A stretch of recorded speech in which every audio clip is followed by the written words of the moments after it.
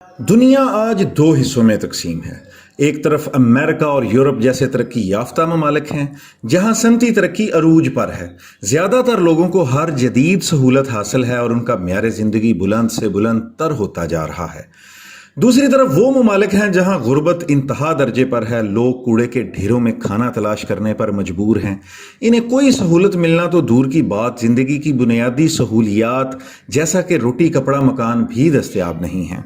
अब सवाल ये है कि अमीर मुल्कों के पास तरक्की का कौन सा नुस्खा है जो उन्हें अमीर से अमीर तर बनाता जा रहा है, और गरीब ममालिक में ऐसी कौन सी कमी है जो उन्हें तरक्की की दौड़ में आगे ही नहीं बढ़ने देती। क्या अमीर ममालिक अपने जुग्राफिए की वजह से अमीर हैं? क्या मौसम का इंसानी तरक्की में कोई दखल है? क्या गरीब ममालिक के हुक्मरान नकम्मे और करप्ट हैं? इन सभी सवालात के जवाबात मिलेंगे आज आपको इस दिलचस्प वीडियो में। नाज़रीन, एक इंतहाई दिलचस्प और मशहूर किताब वाई नेशंस फेल के मुसन्निफीन ने इन्हीं सवालात के जवाब तलाश करने की कोशिश की है। इस वीडियो में ज़्यादातर मालूमात जेम्स ए रॉबिन्सन और डार्विन एसिमोग्लो की किताब वाई नेशंस फेल से ही अखज़ की गई हैं। कौमों की नाकामी के हवाले से पहला सवाल तो ये बनता है कि क्या कौमें अपने जुग्राफिए की वजह से नाकाम होती हैं?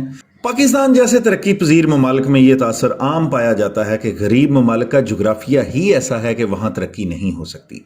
जनूबी एशिया, अफ्रीका और वस्ती अमेरिका जैसे ममालिक में क्योंकि गर्मी पड़ती है, इसलिए यहाँ के लोग सुस्त और कामचोर होते हैं। वो अपने मुआशरे में तब्दीली और जदीद आइडियाज़ को भी पसंद नहीं करते। जबकि अमीर ममालिक में क्योंकि ठंड होती है, इसलिए वहाँ के लोग भी मेहनती होते हैं। जुग्राफिए और मौसम का ये नज़रिया असल में 18वीं सदी के फ्रांसीसी फ़लसफ़ी मोंटेस्क्यू ने पेश किया था। उसने ये भी कहा था कि गर्म इलाकों के सुस्त लोगों पर डिक्टेटर हुकूमत करते हैं। ताहम वाई नेशंस फेल के मुसन्निफीन ने मोंटेस्क्यू के नज़रिए को मुस्तरद करते हुए मलेशिया, सिंगापुर और बोट्सवाना की तरक्की की मिसाल पेश की है। ये ममालिक भी गर्म खित्तों में वाक़या हैं मगर फिर भी तेज़ी से तरक्की कर रहे हैं। इसके अलावा मशरकी जर्मनी और मगरबी जर्मनी की मिसाल भी हमारे सामने है। इन दोनों मुल्कों का जुग्राफिया एक ही था, मगर सर्द जंग के दौरान में मगरबी जर्मनी तो तरक्की याफ्ता मुल्क बन गया, जबकि मशरकी जर्मनी में लोग गुर्बत की चक्की में पिसते रहे। हत्ता कि एक वक्त वो भी आया जब मशरकी जर्मनी के लोगों ने दीवारें बर्लिन गिरा दी और मगरबी जर्मनी के साथ मिल गए। नाजरीन, यहाँ पे दूसरा सवाल ये है कि क्या कौमों की नाकामी में उनकी सकाफत यानी कल्चर का हाथ होता है? कौमों की नाकामी की एक अहम वजह यह बयान की जाती है कि कौमें अपने कल्चर की वजह से नाकाम होती हैं। मिसाल के तौर पर अफ्रीकी ममालिक इसलिए गरीब हैं क्योंकि वो जादू टूने पर यकीन रखते हैं। वो मगरबी टेक्नोलॉजी की मज़ाहमत करते हैं यानी उसे कबूल नहीं करते।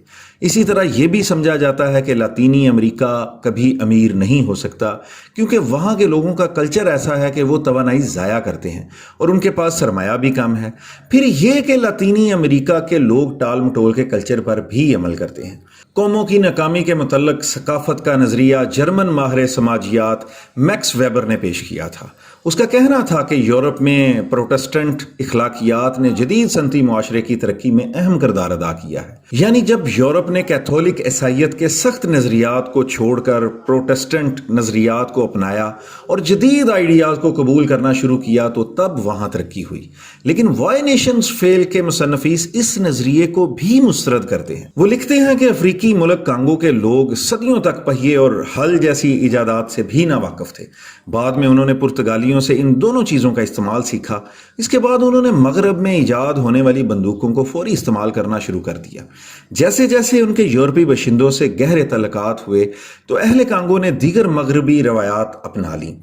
तालीम, लिबास का स्टाइल और घरों की तामीर का अंदाज सब कुछ उन्होंने यूरोप से सीख लिया।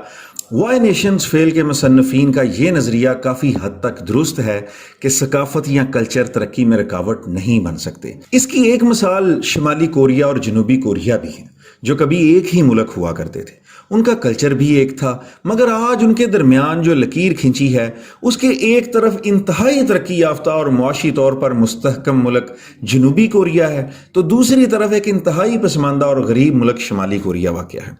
यानी इस तज्जिए की बुनियाद पर हम ये कह सकते हैं कि किसी कौम की सकाफत जदीद तरक्की में थोड़ी बहुत रुकावट तो डाल सकती है मगर इसे रोक नहीं सकती।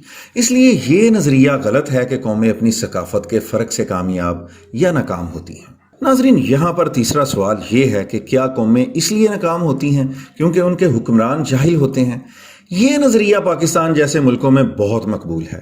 یہ سمجھا جاتا ہے کہ سیاسی لیڈرز جدید دور کے تقاضوں اور خاص طور پر مارکیٹ اکانومی کو سمجھ نہیں سکتے، اس لیے یہ خیال کیا جاتا ہے کہ غریب ملک اس لیے غریب ہیں کہ انہیں کافی زیادہ تجارتی ناکامیوں کا سامنا کرنا پڑتا ہے۔ ان ملکوں کے پالیسی ساز اور ماہرین اقتصادیات یہ نہیں جانتے تھے کہ تجارت کو ترقی کیسے دینی ہے اور اس راہ میں رکاوٹوں کو کیسے دور کرنا ہے، جبکہ ان کے مقابلے میں امیر ملک اس لیے امیر ہیں کیونکہ انہوں نے کامیاب پالیسیوں کی تشکیل کی اور کامیابی کے ساتھ ناکامیوں کا خاتمہ کیا۔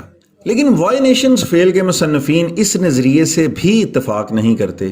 ان کے خیال میں لیڈر جاہل نہیں ہوتے بلکہ مجبور ہوتے ہیں۔ اس بات کی وضاحت کے لیے انہوں نے افریقی ملک گھانا کی مثال پیش کی ہے۔ گھانا میں برطانیہ سے آزادی کے بعد ڈکٹیٹرشپ قائم ہو گئی تھی۔ اس حکومت نے ایسے علاقوں میں فیکٹریاں لگائیں جہاں خام مال پہنچانا اور پھر انہیں فروخت کرنا بہت طویل اور مہنگا عمل تھا، چنانچہ ترقی کا فائدہ کسی کو بھی نہیں پہنچا۔ حالانکہ گھانا کی حکومت کے پاس بہترین ماہر معیشت موجود تھے، یعنی گھانا کے لیڈر جاہل نہیں تھے اور وہ اس بات کو جانتے تھے کہ ان کی معاشی پالیسی سے نقصان ہوگا، لیکن مسئلہ یہ تھا کہ فیکٹریاں لگانے کے لیے علاقوں کا انتخاب ان کی سیاسی اہمیت کی وجہ سے کیا گیا تھا۔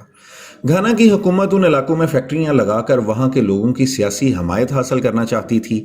یہی وجہ ہے کہ حکومت نے جان بوجھ کر غلط فیصلے کیے، جس کا نتیجہ یہ نکلا کہ گھانا کی معیشت تباہ ہو گئی۔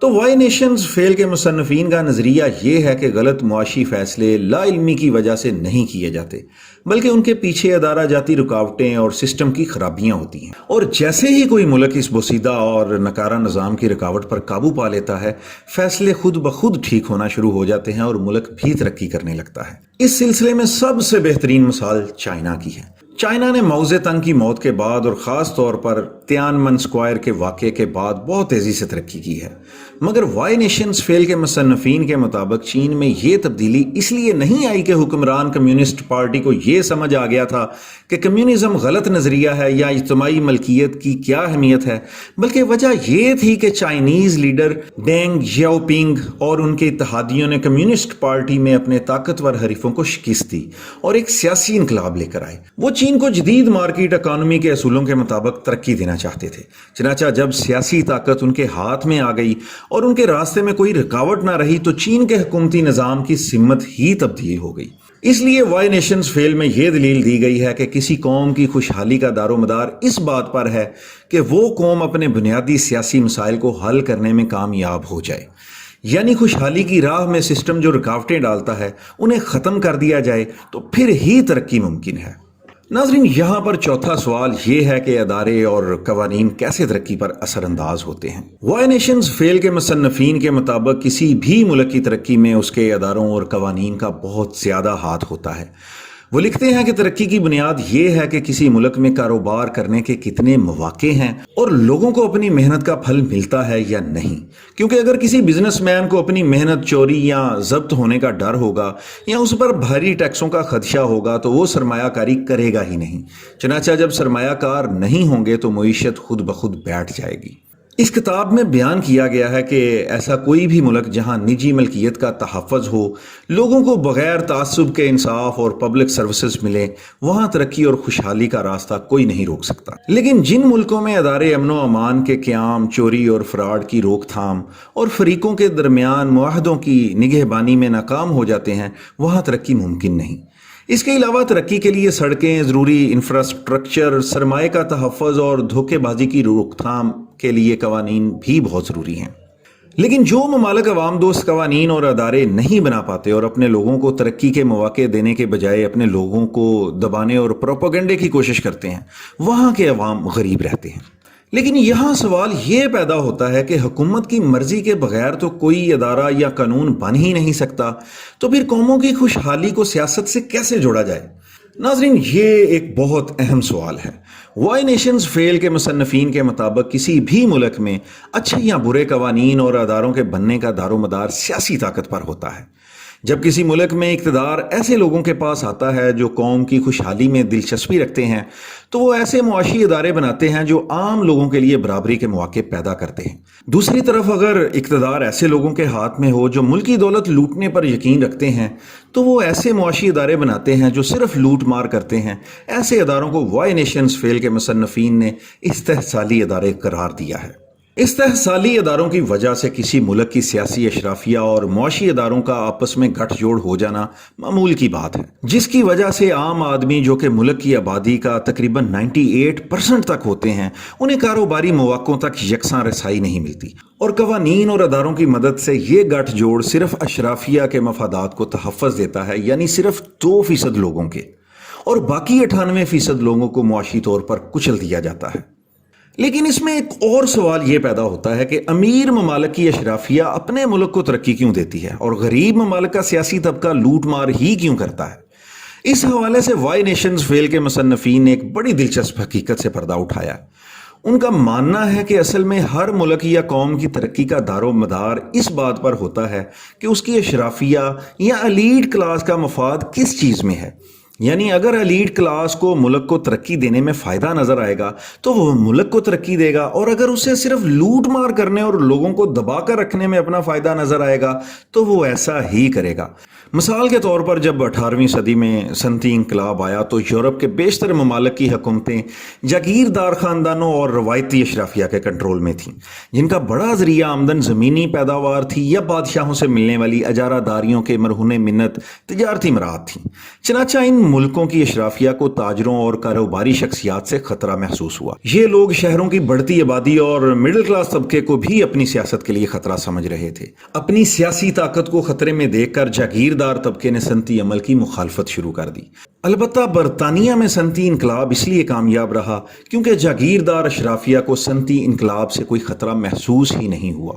دوسری جانب اگر آسٹریا ہنگری اور روسی بادشاہتوں میں جہاں بادشاہوں اور اشرافیہ کے نقصان کی شدت زیادہ تھی، وہاں صنعت کاری کا عمل روک دیا گیا۔ اس کے نتیجے میں آسٹریا ہنگری اور روس کی معیشتیں کمزور ہو گئیں، جبکہ برطانیہ اور دیگر یورپی ممالک میں صنعتی ترقی عروج پر پہنچ گئی۔ یعنی اگر یورپ کے باقی ممالک کی ایلیٹ کو بھی صنعتی انقلاب میں اپنا فائدہ نظر نہ آتا تو یہ ممالک بھی پسماندہ رہ جاتے اور آگے نہ بڑھ پاتے۔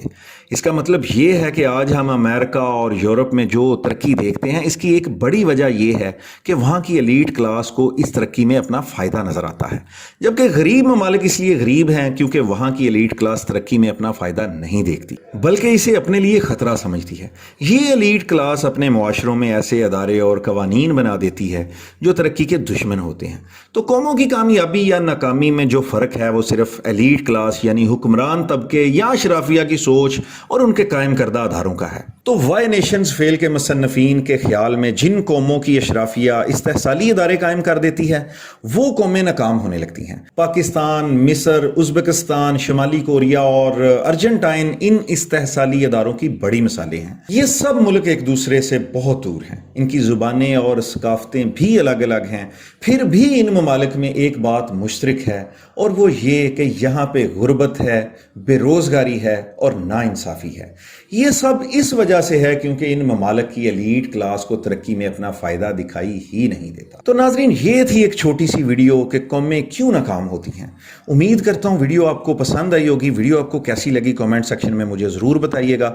بہت جلد ایک نئی ویڈیو کے ساتھ حاضر ہوئیں گے، تب تک اپنا بہت سارا خیال رکھیے گا اور مجھے دعا میں یاد رکھیے گا۔ اللہ حافظ۔